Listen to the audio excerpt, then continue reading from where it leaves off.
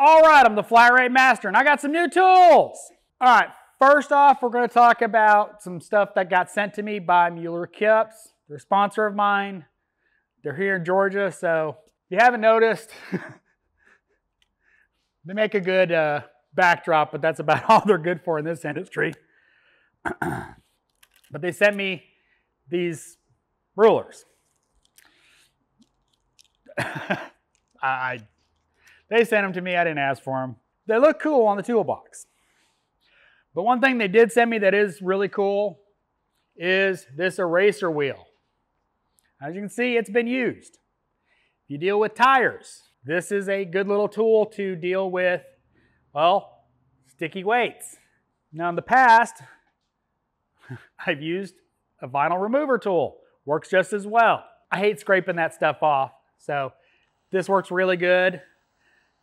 Put it in a drill. You have to get an adapter, but works really good for, well, cleaning wheel weight glue off. They also sent me a little sucker. You know, new products. This would come in handy, except we have a brake flush machine that sucks. So I don't use this. I haven't used it yet, but compatible with brake fluid, so you can suck brake reservoirs down when you're doing brakes. All right, some actual new tools that I bought. First up is really expensive Nicad battery from Snap-on. I bought a second battery for my Vantage Pro, which I love. Love it, love it, love it. I'm so happy I have it. Lately I've been using it as a multimeter just because. But love that tool. Wanted to make sure I had a backup battery in case Snap-on discontinues it, because you know the tools that it goes into are long discontinued, so it's only a matter of time. The next tool I bought is these Nippex. Should have seen the video last Friday, but I'm going to talk about it real quick. Nippex has a Vampires competitor, and well, I've only used them once, and well, they failed. In, you know, Nippex's defense, it was a screw that was really hard to get to.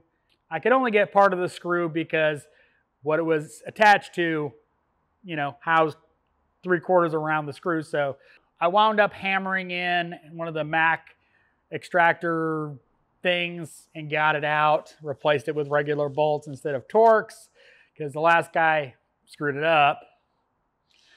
The last tool we're going to talk about, because they finally came out in orange, the Matco Pocket Pry Bar set.